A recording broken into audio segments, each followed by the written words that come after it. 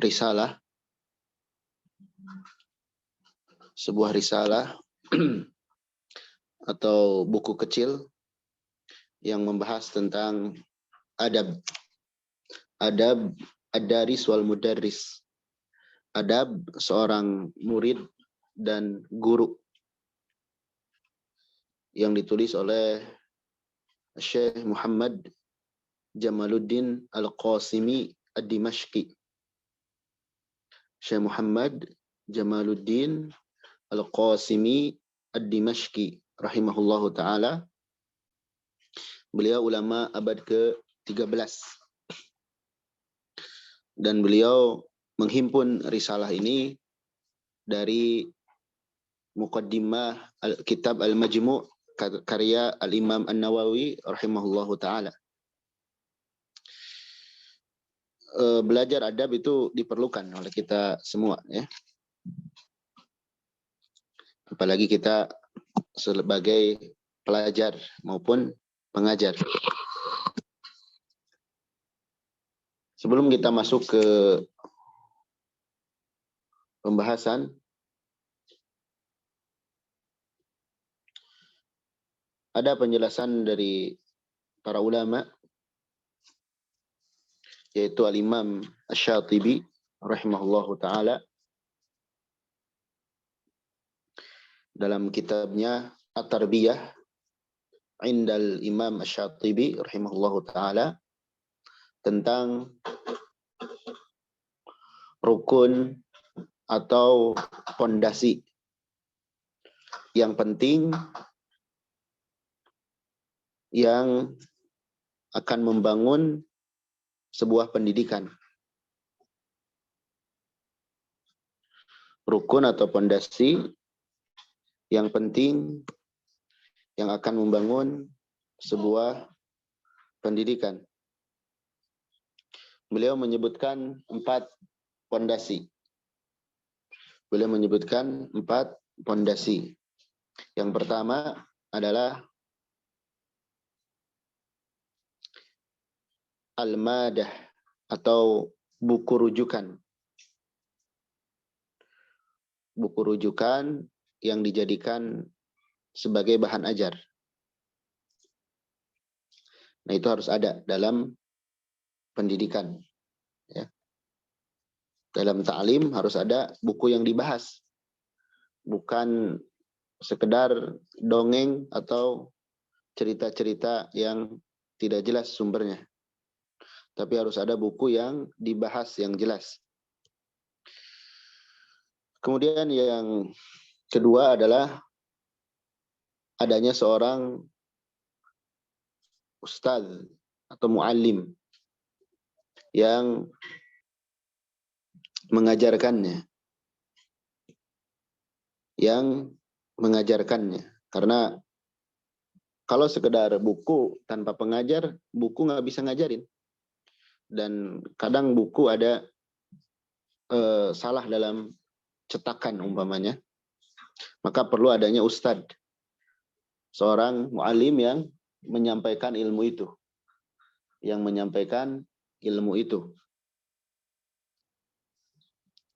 Kemudian yang ketiga adanya thariqah, metode. Adanya metode bagaimana ilmu tersebut bisa tersampaikan. Bagaimana ilmu tersebut bisa tersampaikan. Dan yang keempat, adanya seorang murid. Adanya seorang murid yang menerima ilmu itu. Ya. Adanya seorang murid yang menerima ilmu itu. Ini rukun keberlangsungan sebuah pendidikan menurut Al-Imam Asy-Syatibi rahimahullahu ta'ala. Jadi yang pertama adanya sumber yang diajarkan. Tentu yang diajarkan ini hal-hal yang baik, ya. Yang kedua adanya guru. Yang ketiga adanya metode. Dan yang keempat adanya murid yang belajar. Dengan 4 komponen itu, maka sebuah pembelajaran akan berlangsung. Ya, belajar ilmu apapun ini harus terpenuhi. Dan di antara yang perlu untuk mensukseskan ini adalah adab. Adab dari guru, adab dari murid. Dan kita lihat terkait tempat belajar, bangunan, dan lain sebagainya itu pendukung saja. Sebagian tempat, sebagian orang ketika ingin belajar atau ingin menyekolahkan, ingin memondokkan anaknya, yang pertama kali dilihat bangunannya. Nah ini tidak seperti itu ya. Mestinya yang dilihat itu 4 komponen tadi. Apa yang diajarkan di sana? Siapa pengajarnya? Dan bagaimana metodenya? Itu yang dilihat dari sebuah pendidikan. Bukan sekedar melihat seperti apa bangunannya, megahnya, dan sebagainya. Maka itu hal belakangan ya, yang diperhatikan. Tapi yang terpenting adalah 4 hal yang tadi. Taib.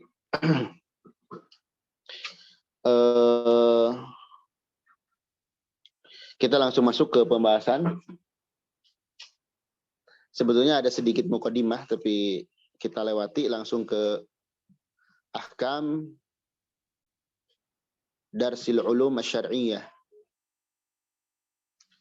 Hukum-hukum mempelajari ilmu syar'iyyah. Ya. Ilmu dalam agama kita. Bagaimana hukum-hukum mempelajari ilmu dalam agama kita? Maka dikatakan di sini oleh penulis rahimahullah, anwa'ul ulumi syar'iyyah la tu'ad. Macam-macam ilmu dalam syariat itu tidak terhingga jumlahnya, banyak ya. Banyak. Maka sebagian ulama mengatakan al-ilmu ghazir wal umur qasir. Ilmu itu banyak, ilmu itu banyak sementara usia kita singkat. Maka kita pilih atau prioritaskan yang paling penting bagi kita. Ya.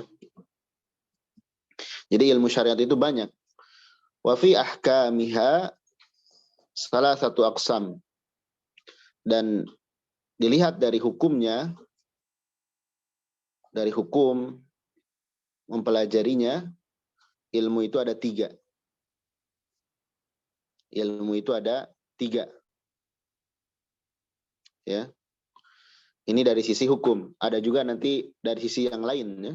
Seperti ada ilmu yang bermanfaat, ada ilmu yang tidak bermanfaat. Itu dari sisi yang lain. Dari sisi hukum, ilmu itu ada 3. Apa saja? Yang pertama, al-qismul awal. Yang pertama adalah fardul ain. Ilmu yang hukumnya fardul ain. Kewajiban individu. Kewajiban individu ya, yang Nabi sebutkan dalam hadis, talabul ilmi fardhatun ala kulli muslim. Talabul ilmi fardhatun ala kulli muslim. Menuntut ilmu itu sebuah kewajiban atas setiap muslim, baik laki-laki maupun perempuan, muda ataupun tua. Ini hukumnya wajib ya. Wa yuqalahu ad-daruri. Disebut juga sebagai ilmu daruri. Ya. Disebut juga dengan ilmu daruri. Ilmu yang sangat penting, urgen ya. Karena arti daruri itu diambil dari nisbat darurat, yakni secara bahasa, secara asal maknanya al-masyaqqah wal hajatus syadidah, ya, yakni ilmu yang sangat dibutuhkan, sehingga orang kalau tidak punya ilmu itu akan mengalami kesulitan. Sangat dibutuhkan, sehingga seorang kalau tidak memiliki ilmu itu akan mengalami kesulitan. Baik. Kemudian apa yakni ilmu doriri itu? Contoh-contohnya seperti apa? Yakni wa huwa darsul mukallif ma tasihu bihi aqidatuh. Yaitu seorang muslim, seorang mukallaf mempelajari perkara yang dengannya bisa benar akidahnya. Akidahnya bisa benar, yang bisa memperbaiki akidahnya. Yakni tentang ilmu akidah, berarti ilmu tentang keyakinan. Ini perlu dipelajari. Ya. Ilmu tentang akidah, tentang tauhid. Ya. Kemudian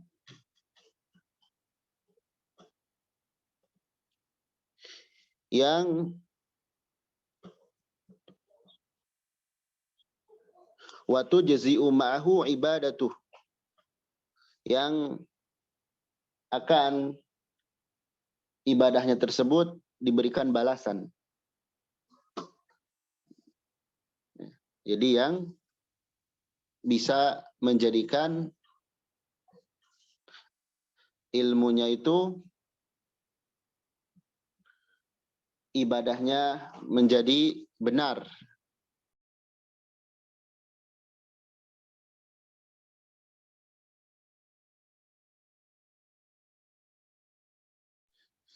Ibadahnya menjadi benar. Ya. Berarti ilmu tentang ibadah, sholat, saum, dan selainnya. Ilmu akidah, kemudian ilmu ibadah. Ini fardu ain. Wa tanfidhu uquduhu wa muamalatuh. Dan menjadi sah akad-akadnya dan muamalahnya. Ilmu tentang halal dan haram. Ini perlu juga dipelajari oleh setiap individu. Batas minimal, ya.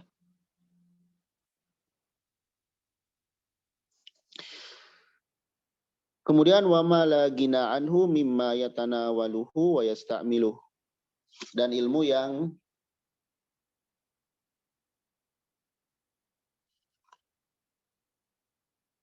dia semestinya dia ketahui, ya, yang biasa dipraktikkan sehari-hari, yang bisa dia praktikkan sehari-hari.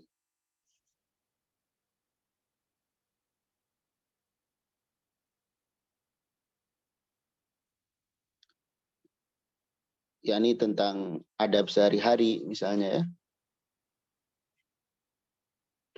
Sehingga kalau kita simpulkan, ilmu yang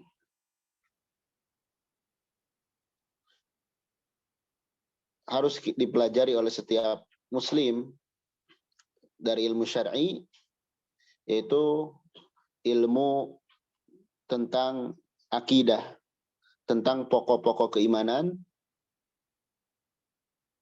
kemudian tentang syariat-syariat Islam,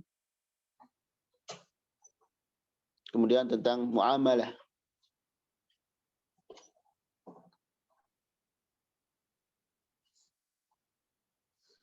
Tentang muamalah. Dan yang menjadikan atau penghantar sarana untuk terlangsungnya ilmu-ilmu tadi. Itu ilmu yang wajib. Tinggal kita lihat ya diri kita sudah seberapa jauh atau seberapa banyak ilmu yang kita ambil dari bagian-bagian tadi. Ilmu yang kita ambil dari bagian-bagian tadi. Sehingga jangan dibentrokan ya, ilmu akidah, ilmu ibadah, dan ilmu-ilmu yang lain. Itu ilmu semua dibutuhkan oleh kita. Tinggal bagaimana kita mengatur waktunya. Terkadang sebagian iskal atau masalah itu kita yang nggak pandai mengatur waktu. Taib. Kemudian yang wajib juga adalah di sini dikatakan wa yadkhulu fi dzalik, dan termasuk dalam perkara itu darsu amradil qalb, mempelajari penyakit-penyakit hati. Mempelajari penyakit-penyakit hati.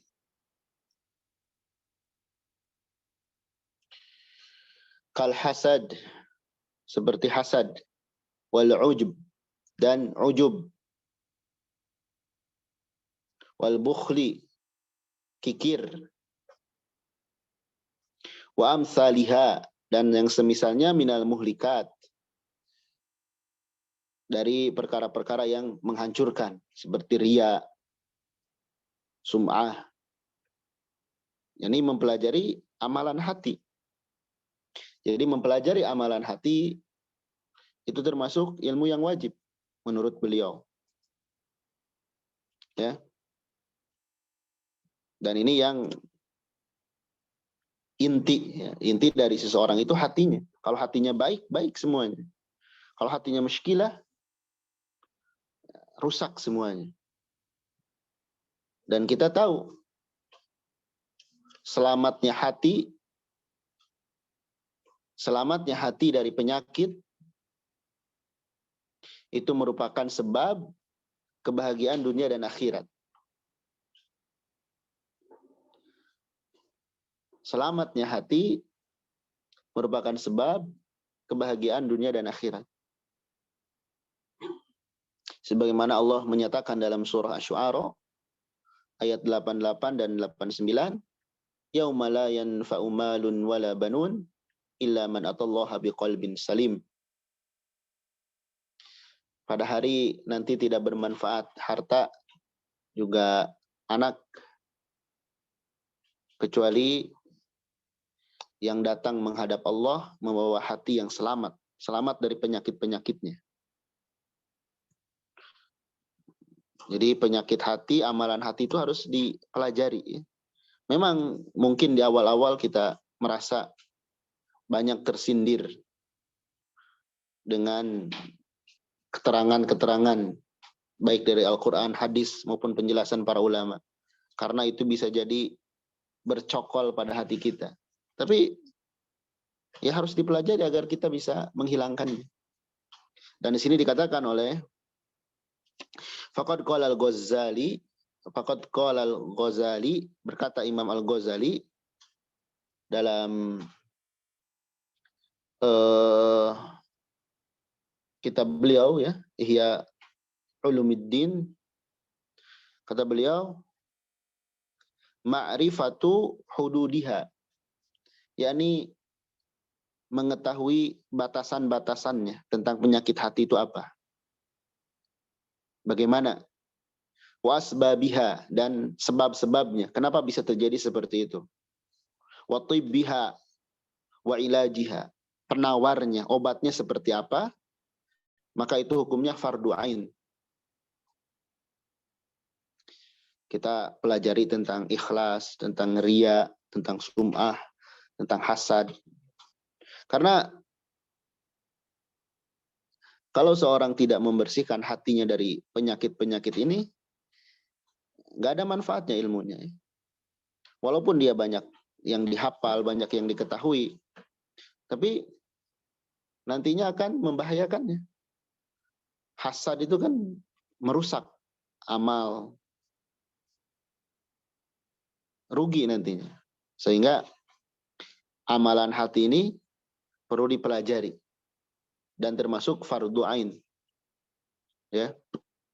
Taib, itu yang pertama.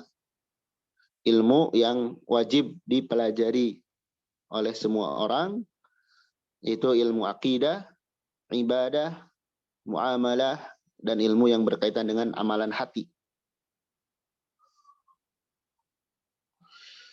Al-qismus tsani, jenis yang kedua,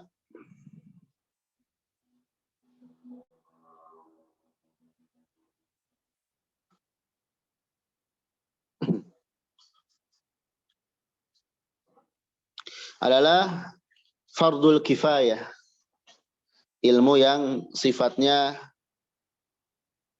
kewajiban yang bisa gugur ketika ada yang melakukannya.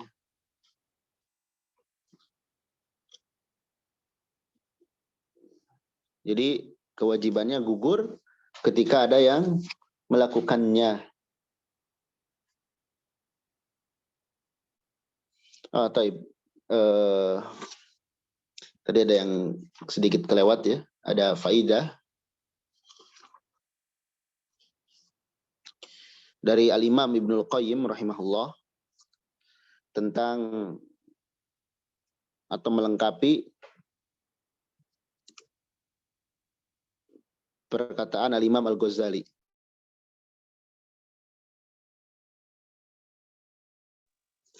Perkataan Imam Al-Ghazali tentang mengetahui penyakit hati. Yaitu perkataan Al-Imam Ibnul Qayyim rahimahullah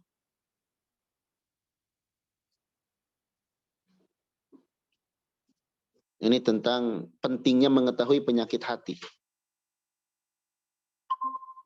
Ya.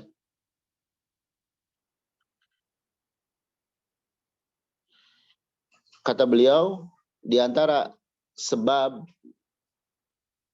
yang akan menjadikan seorang hamba itu bahagia adalah hendaknya seorang itu mengetahui tafasila asbabil syarr wal khair.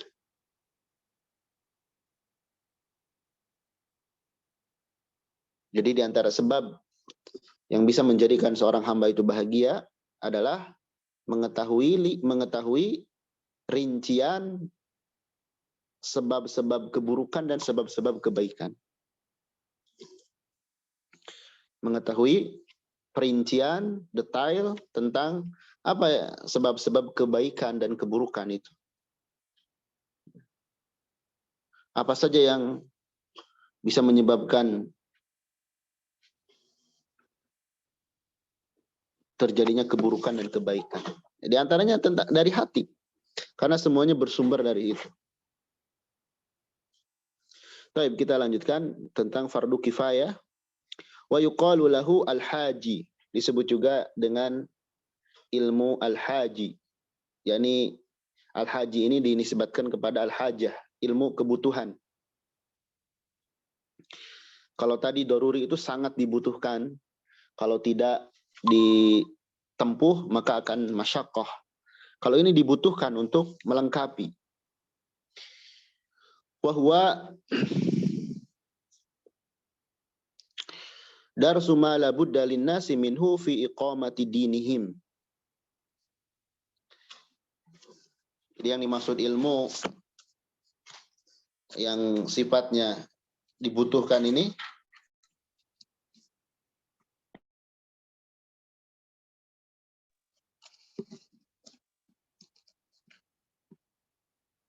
adalah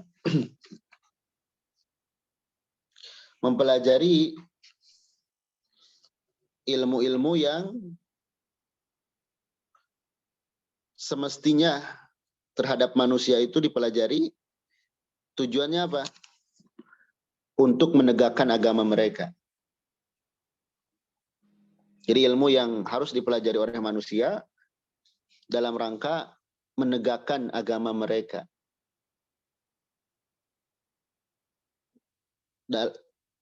Menegakkan, mengokohkan ilmu-ilmu yang tadi.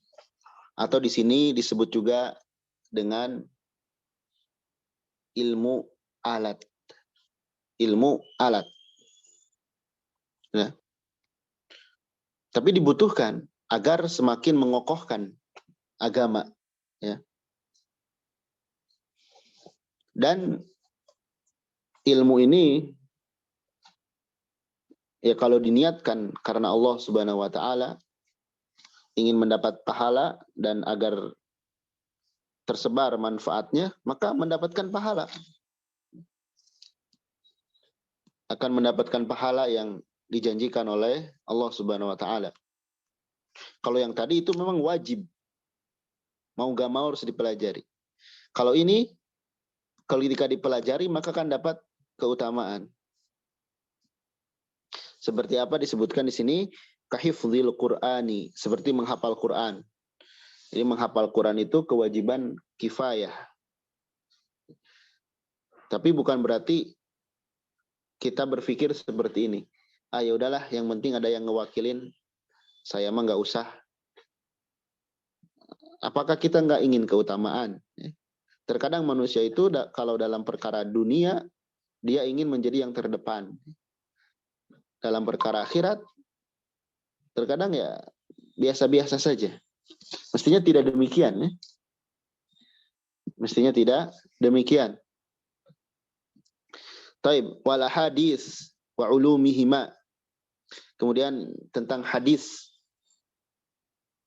dan ilmu-ilmu keduanya, yakni ilmu-ilmu yang berkaitan dengan Al-Quran, ilmu tafsir, ilmu usul tafsir, syarah hadis, ya. Wal usul, ilmu-ilmu fondasi. Setiap ilmu itu ada ilmu usulnya. Wal fiqh, wal nahwi, ilmu nahu, wal lughah, ilmu bahasa, wa ma'rifati ruwatil hadis, mengetahui periwayatan-periwayatan hadis,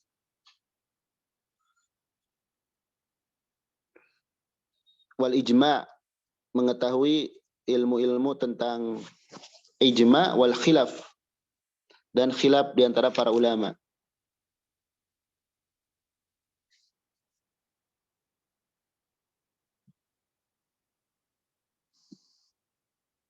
Nah, ini ilmu yang sifatnya dibutuhkan, ya. Tapi hukumnya fardu kifayah. Fardu kifayah.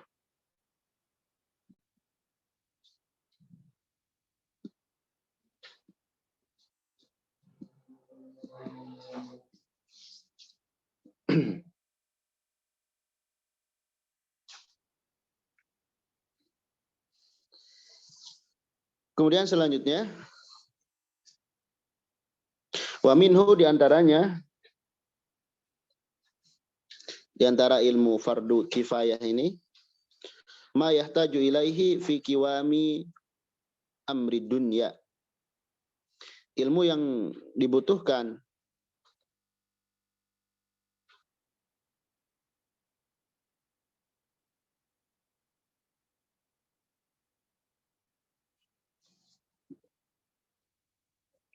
dalam menegakkan urusan dunia.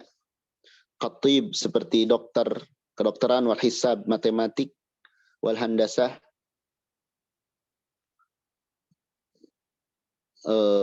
teknik, ya.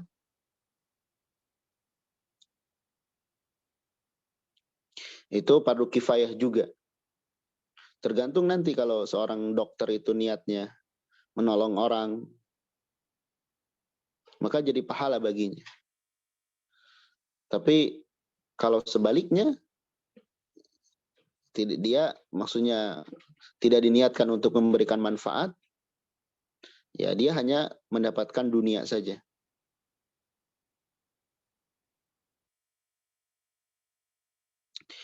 Kemudian diantaranya ta'allumus sina'i, ilmu yang bersifat mempelajari, yang ilmu yang terapan. Allati hiya sababu qiyami masalihid dunya, yang dengannya atau yang merupakan sebab tegaknya kemaslahatan dunia. Kazira'ah, seperti pertanian, wa nahwiha, dan selainnya. Ilmu yang sifatnya praktik. Ini ilmu yang fardu kifayah, ilmu umum, ya. Ilmu tentang dunia. Dan perlu diketahui, ilmu tentang dunia itu jangan mendahului ilmu akhirat. Jangan lebih dipentingkan melebihi daripada ilmu akhirat. Karena itu tercela di mata Allah Subhanahu wa taala. Allah menyebutkan dalam Al-Qur'an, ya'lamuna dhahiran minal hayatid dunya wa hum 'anil akhirati hum ghafilun. Mereka tahu tentang ilmu dunia, tapi tentang akhirat lupa. Bahkan Nabi SAW menyatakan, Allah murka kepada orang yang pintar dunia, bodoh akhirat. Ya, ada seorang yang menyatakan harus seimbang antara ilmu dunia dan akhirat. Ya, kalau seimbang, pelajari yang wajib dulu. Ada sebagian orang yang, saya mah ada orang awam, perkataan itu dia ungkapkan agar dia dimaklumi oleh orang lain. Padahal seorang itu tidak boleh merasa cukup dengan kebodohannya. Tapi dia harus mempelajarinya. Terutama ilmu-ilmu yang wajib tadi. Jadi itu ilmu fardu kifayah, ya. Ilmu alat atau ilmu dunia. Dan perlu diketahui juga, ilmu dunia atau ilmu akhirat, kalau diniatkan bukan karena Allah, maka neraka tempatnya. Menuntut ilmu agama yang semestinya diniatkan untuk Allah, tapi dia niatkan untuk dunia, maka dia tidak akan mencium aroma surga. Ini menunjukkan pentingnya juga menjaga niat. Bukan sekedar bagaimana cara mendapatkan ilmu itu. Bagaimana bisa faham, bisa hafal. Ya. Tapi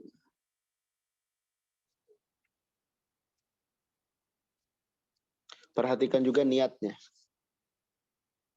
Perhatikan juga niatnya. Taib. Kemudian yang ketiga, al-qismus tsalis,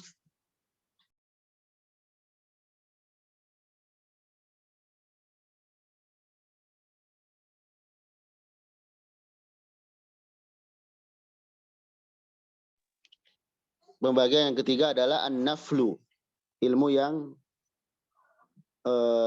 sunnah. Wa yuqalu lahu at-tahsini, ilmu yang sifatnya dia itu memperindah, pelengkap, ya.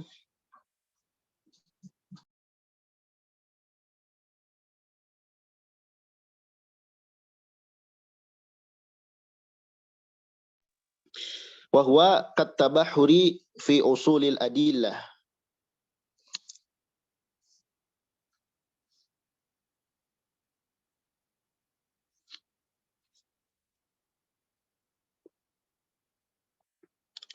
seperti kat-tabahhuri. Tabahur itu artinya memperdalam.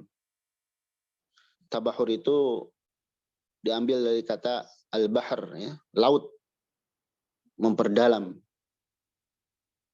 Jadi memperdalam dalam pokok-pokok pendalilan, Jadi belajar ilmu sudah pakar ilmu tertentu, diperdalam sampai detail. Ya. Wal im'an fima wara al-qadri, dan memperdalam juga terhadap ilmu-ilmu yang melebihi kadar dari ilmu-ilmu yang fardu kifayah. Ini silahkan ya, kalau diberikan kemampuan. Wat tawassu' fi fununil adab wal ma'qul, dan memperluas dalam ilmu adab. Adab di sini tuh ilmu tentang syair, ya. Ilmu tentang sastra Arab, wal ma'qul juga. Jika memiliki kemampuan untuk itu maka dipersilahkan. Tapi dengan catatan, dan ini disampaikan oleh beberapa ulama, dengan catatan tidak mengalahkan ilmu-ilmu yang pokok, tidak mengedepankan, tidak lebih mementingkan ilmu-ilmu yang pokok. Misalnya seorang yang tadi mempelajari ilmu menghafal Quran, hadis dan sebagainya, menghafal Quran misalnya, fokus saja menghafal lafadznya saja, tidak belajar tafsir, tidak belajar akidah dan sebagainya, maka ini tidak benar. Ya. Dia harus mempelajari ilmu-ilmu yang lain juga, apalagi tadi yang sifatnya wajib. Ya. Apalagi ilmu dunia, itu tidak boleh mengalahkan atau porsinya lebih dari ilmu agama. Dan di antara perkataan tentang hal ini, perkataan Al-Imam Asy-Syafi'i rahimahullah, barang siapa yang ingin dunia, maka dengan ilmu, ya ilmu dunia. Barang siapa yang ingin akhirat, dengan ilmu, ya ilmu akhirat. Barang siapa yang ingin keduanya, maka dengan ilmu. Dan ini bukan hadis, ya ini perkataan Al-Imam Asy-Syafi'i rahimahullah. Baik, jadi kesimpulannya, ilmu itu ada 3. Ya. Ada yang daruri, yang sangat dibutuhkan, yang wajib bagi individu, yaitu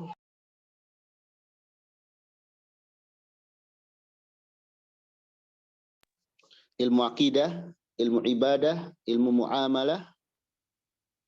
Kemudian ada ilmu fardu kifayah, yaitu ilmu-ilmu yang bisa memperkuat ilmu-ilmu tadi, seperti menghafal Al-Quran, belajar ilmu hadis, belajar bahasa, dan lain sebagainya.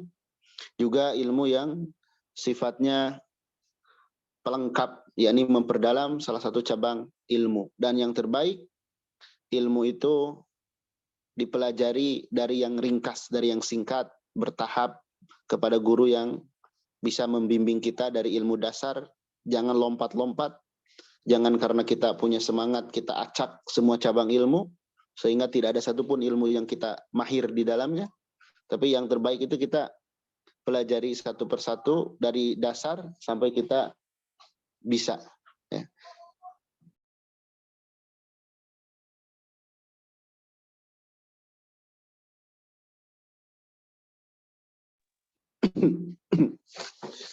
Baik, majelis kita yang pertama kita cukupkan.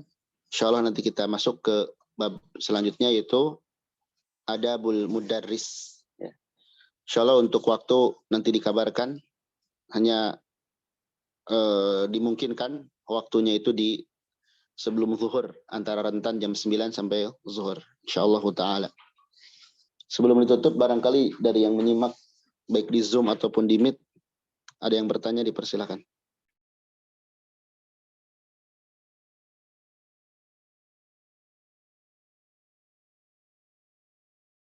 Dari Zoom ada yang ingin bertanya, silakan Om Ahad. Mungkin belum ada, Ustaz. Baik, nanti untuk majelis yang kedua dikabarkan insyaallah taala ya. Barakallahu fikum. Subhanakallah bihamdik, asyhadu an la ilaha illa anta astaghfiruka wa atubu ilaik. Assalamualaikum warahmatullahi wabarakatuh.